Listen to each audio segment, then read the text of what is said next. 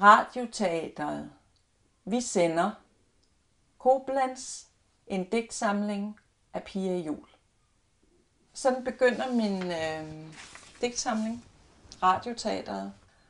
Og i det her radioteater-digtsamlingsstykke, der er der en masse personer med.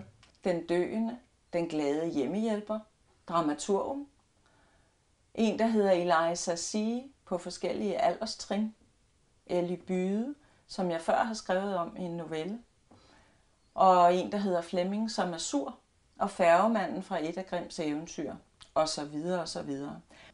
Men der er også en by, Koblenz, en tysk by, som har nogle replikker og blander sig.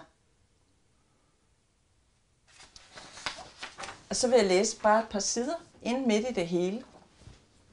Reporteren. Lægen er ikke formelt sigtet, men beviserne hober sig efterhånden op. Ludvig Bøtcher. Men sorgen er en engels dunkle hånd, som lutrer, hvad os jordisk kært er vorten. Hildegard, vrøvl, vrøvl. Hendes mand ved Omaha Beach. Hildegard. Morfar. Kære himmelske far, tak for dine gaver. Velsign dem for os i Jesu navn. Amen. Mormor. Værsgo. Eliza C. 10. Hvor mange er der til hver? Koblenz. Det kan også være, at jeg er en landsby i Schweiz i kanton Aargau. Jeg havde besøg af en hr. Salmonsen, og han hævder, at jeg er et jernbaneknudepunkt 5 kilometer fra Ares indløb i Rhinen. Og igen denne Rhin. Dorothy. Jeg er 86. Jeg drømte om et ravrør i London. Jeg fik det og skrev en novelle, der aldrig blev trykt. Den døendes søn. Jeg vil ikke. Gå væk. Chrysilis. Kan du huske lyden af smalfilm? Fremviseren snurrer. Så var vi stille. Så brød vi ud i snak, vi kommenterede alt, og så tav vi i ærefrygt over os selv. I ærefrygt over et barn, der nu for længst var fløjet fra reden. Er det mig? Er det virkelig dig? Er det ham? Hun kommer gående mod kameraet i skumringen. Man ser guldøreringens glimt. Man ser silkesjalet om de smalle skuldre. Man ser hende utydeligt grovkornet. Man ser hendes skønhed. Det var den måde, hun førte sig på og blikket roligt og fast lige ind i kameraet, og man holder vejret.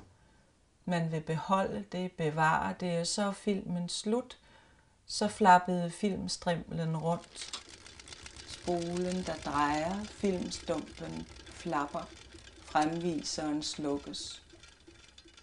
Så blev der lys, og så blev filmen skiftet, kaffen skænket.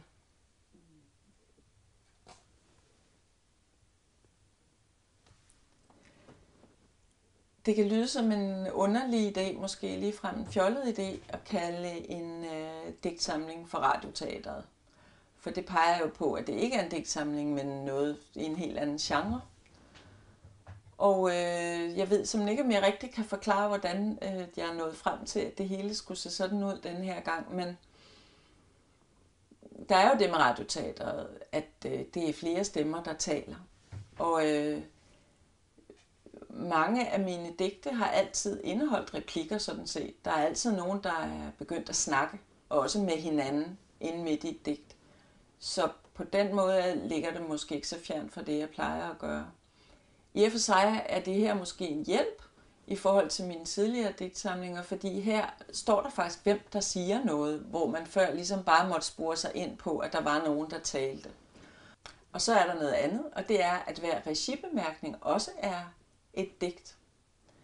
Måske et meget lille, ubetydeligt digt indimellem, men nogle af dem virkelig også er tænkt som digte, og det betyder, at regibemærkningerne skal jo dem skal man jo ikke høre i et radioteaterstykke i radioen. Men her hører de med. Og måden, de er skrevet på, regibemærkningerne, kan ikke pilles ud.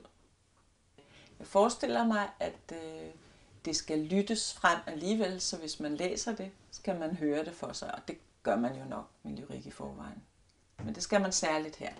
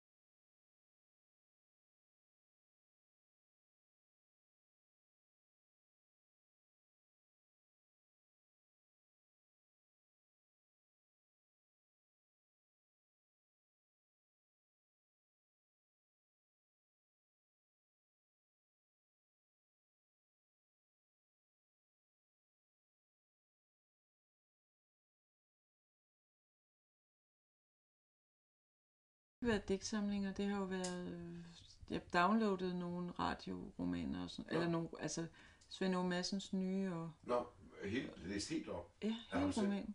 Nej, og det har ikke været folk selv, tror jeg ikke. Nej. Jeg har faktisk ikke hørt så meget af det. Så downloadede jeg lige en børnebog, Cecilie Egen, som du kan høre det her i påsken i min iPod. Hvordan, når man gør det, betaler man så? Nej, downloader man bare til sin computer. Det må man håbe. Ja, det er jo det. Altså, jamen, det har de. tænker på, hvordan det har de selvfølgelig. Så er det jo lidt vigtigt. Ja, de er ikke meget for det jo. Så nej, de er ikke meget for at betale noget som helst jo mere, så man skal da virkelig lige... Det, der ligger blandt andet i det, det er, at vi så bagefter selv kan bruge... Det er det, der... Men de betaler også noget. Ja, det må man gå ud fra.